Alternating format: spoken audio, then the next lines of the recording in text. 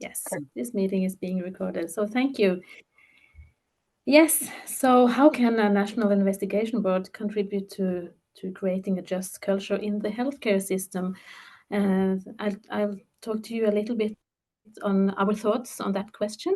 But just before we start, I have a well, I don't have any disclaimers apart from being a Norwegian, and this I think this picture is quite funny. That's how I experience my English when I speak. So I hope you understand, and I hope for my part that I will find the correct words. And if I don't, you have to excuse me. I'll do my best, and maybe I have to use some explanations. I thought I was going to start to talk a little bit just about the context, the Norwegian context. Like Ireland, we have a very, very good healthcare system, and this is a ranking from the Imperial College London, quite new actually, where we are on top, and of course we are very happy about that. Ireland is also actually on top because these differences are so very small from the countries on the top here that there actually aren't any differences. But of course, we are happy for this ranking, and we also experience that our healthcare system in the big picture is a good and also quite safe healthcare system. Of course, if we measure other things, for example, waiting times, Norway would be like Turkey or in the bottom of this ranking. So it also depends on what you're measuring, but we are very happy for this ranking, and we find the same in other ranking. This is from the Commonwealth Fund, where we are a really high performing healthcare system. This doesn't come for free. The Norwegian health in Norway, we spend a lot of money on our healthcare system, and this is Norway here is the black line.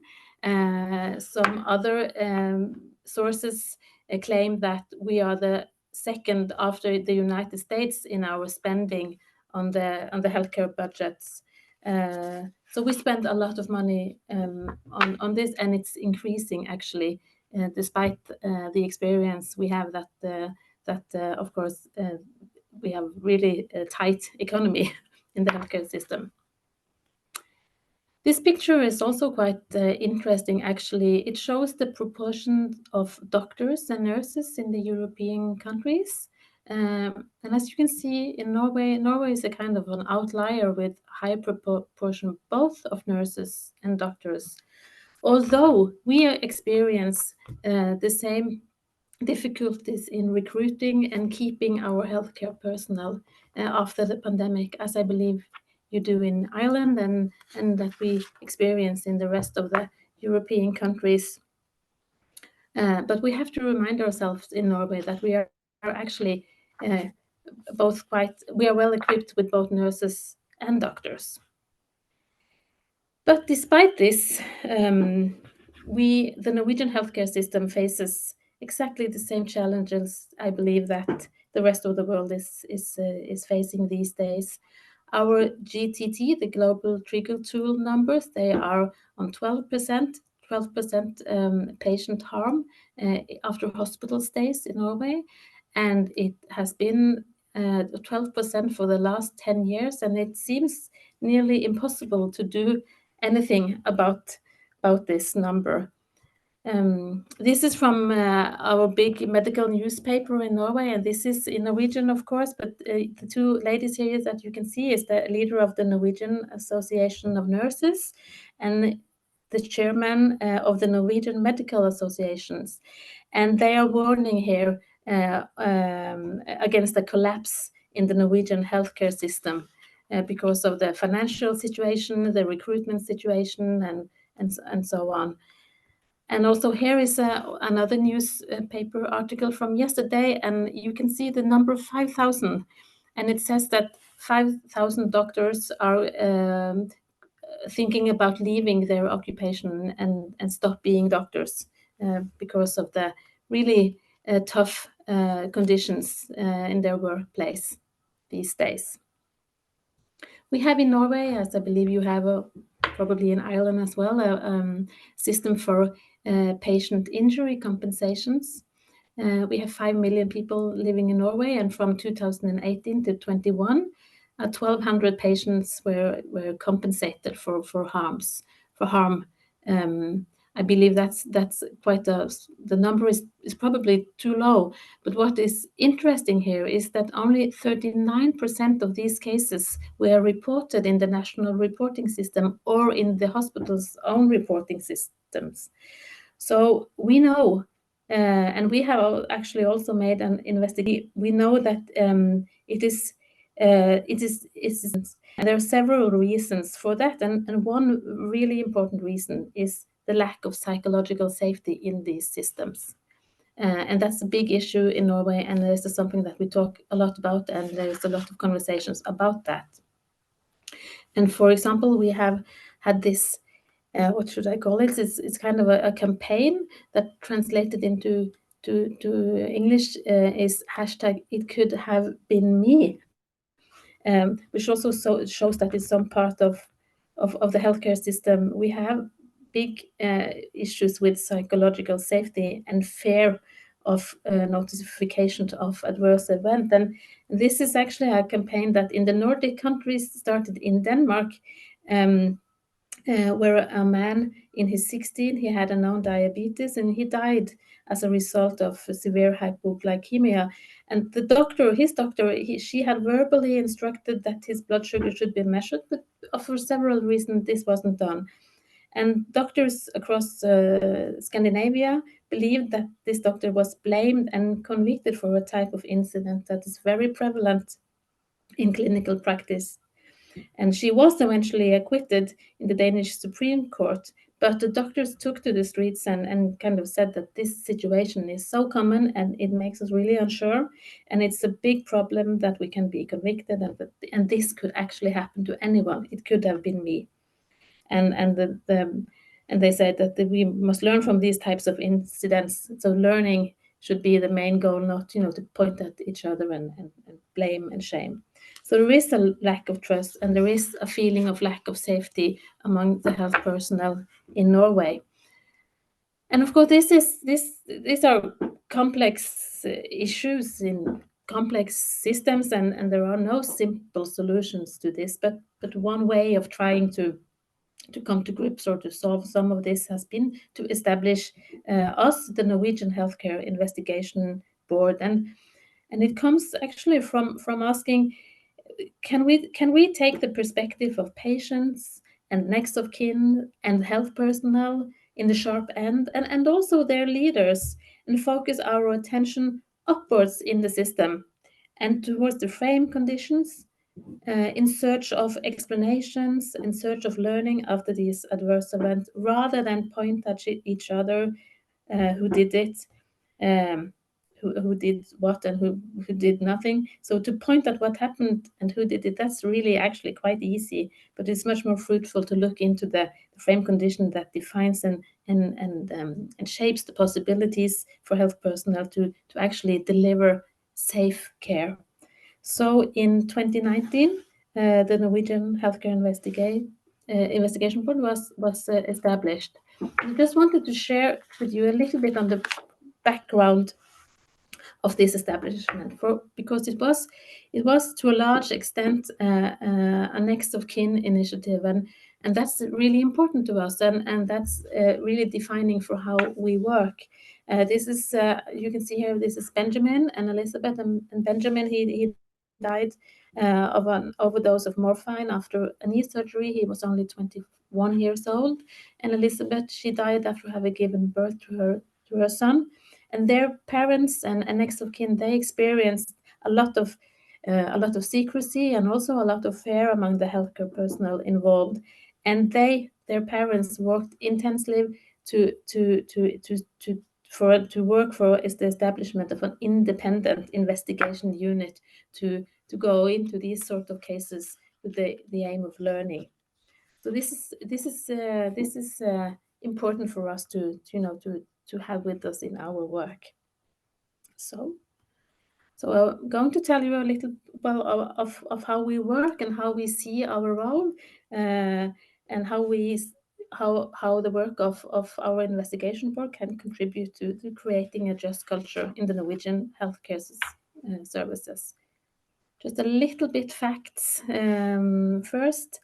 So it's the Norwegian Healthcare Investigation Board. We think it's a long name, so the abbreviation is Ukom, NHIB in English, but I will say Ukom today. Formed in 2019, as I have said, we are authorized by law. That's very important. The law is stating our independence, and I'll come back to that, but that has been of high importance for us.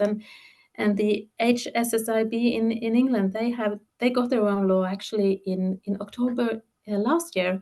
They were formed a year before us, but they got their law now, and I think that has been really important for them as well. And I know that they have worked together with the Norwegian department in creating that law.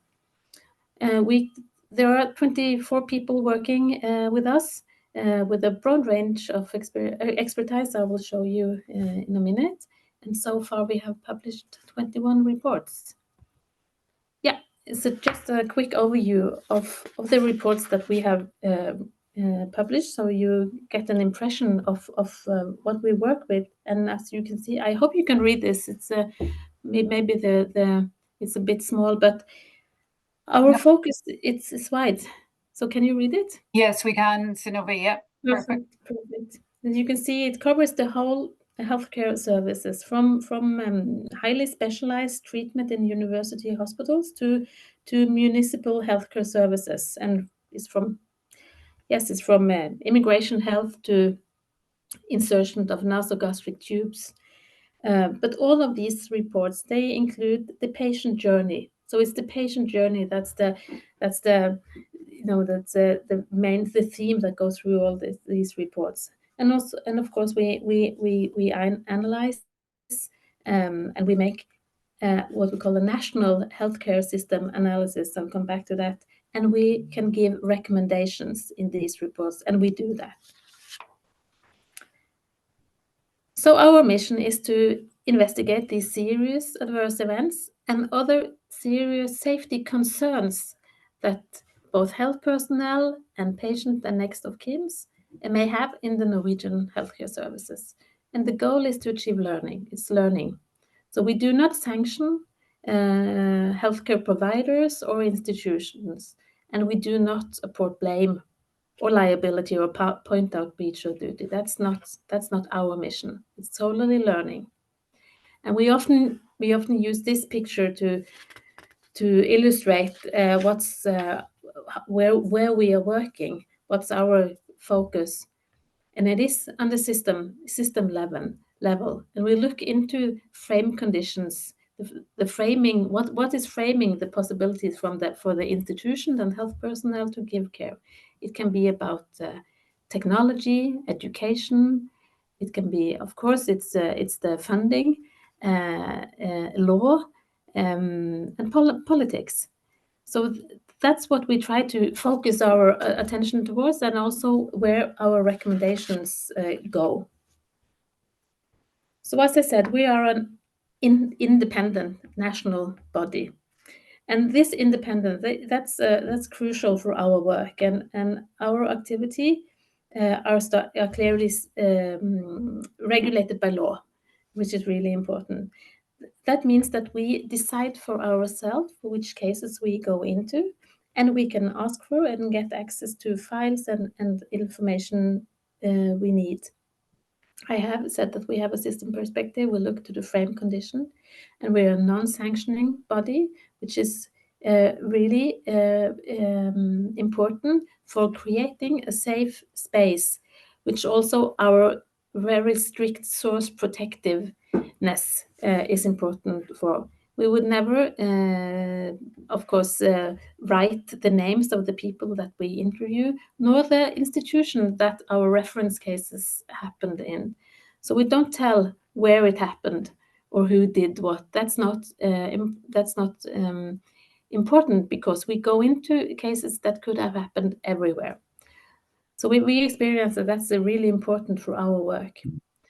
We work really close to the patient and service users, We always start by interviewing them, talking to them, and they are a part of our work. They are a part of our investigations, and when we write the reports, and so are the services. We work, and I would say that we actually co-produce these reports together, and we take their perspective and look upward in the system. Yes.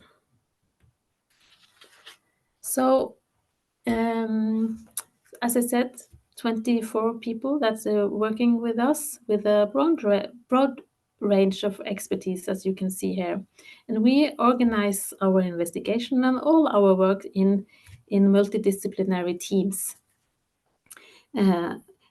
Most of the people working with us, they have a medicine or nursing background, but we also have, and they have, in addition, improvement science, safety science, organizational psychology, as you can see, law, political science. That's myself. I'm not a health personnel. I'm from the political sciences, and journalism, actually. And we find that this multidisciplinary way of organizing our work is really, really crucial to get the different perspectives on the teams that we go into.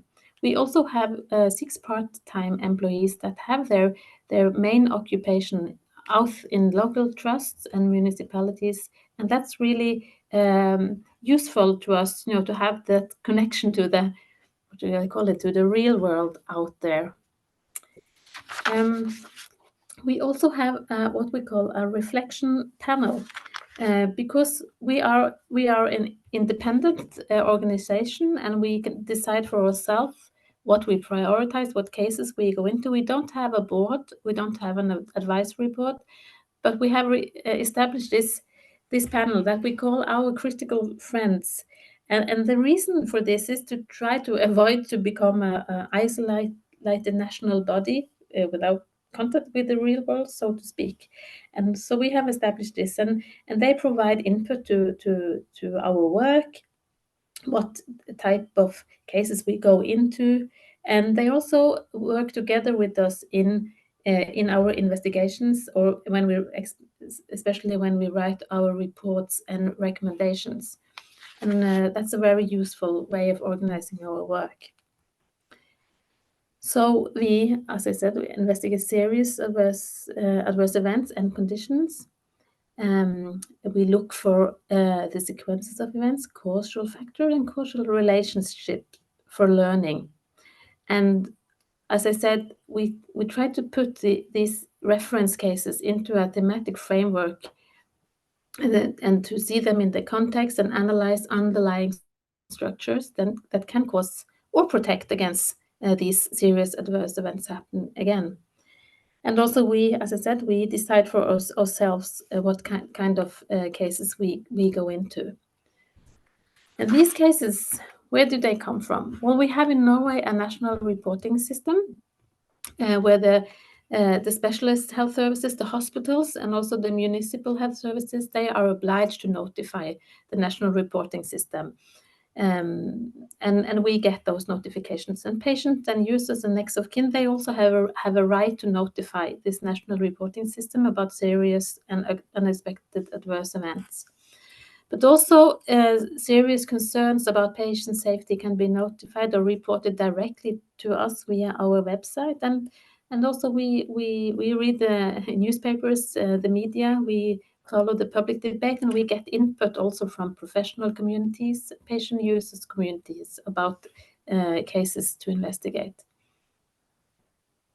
So when we decide to start an investigation, we have some criteria that we use, and of course it has to be a serious adverse events, and it also have to represent something bigger than itself. The case have to represent something that could have happened in the northern parts of Norway, in the southern parts of Norway. It could have happened anywhere, and they have to be of national significance, because our learning goal is connected to the national level. It's not learning for the institution where it happened only. Is for the whole nation.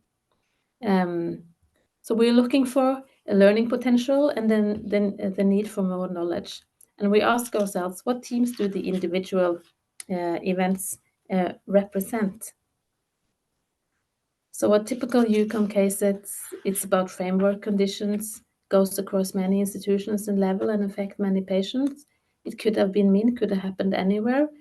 And cases that we believe or represent important aspects of the whole Norwegian health and care services.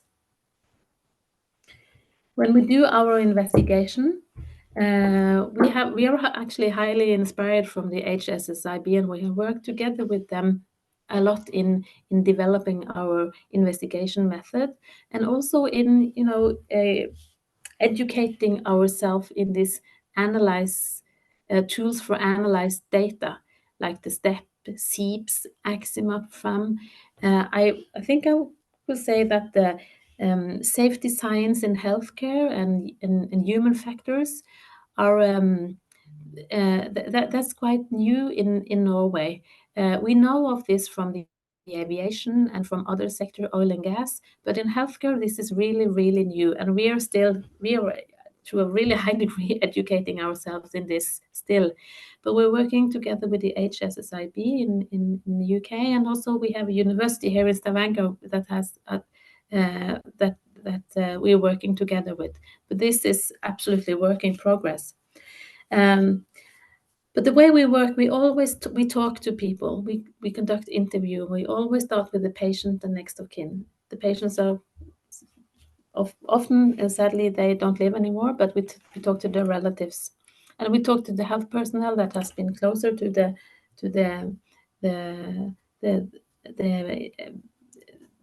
situation, and their leaders. But it's really important to talk to people. Of course, we have access to patient records and other written material, but it is the talking that's important, because we are not we are not looking for the objective truth. We are looking for the different views of what happened, the different stories, and when we present these different stories, we can get questions to reflect on, and that's really good for learning. That's actually a better learning opportunity than looking for the objective truth.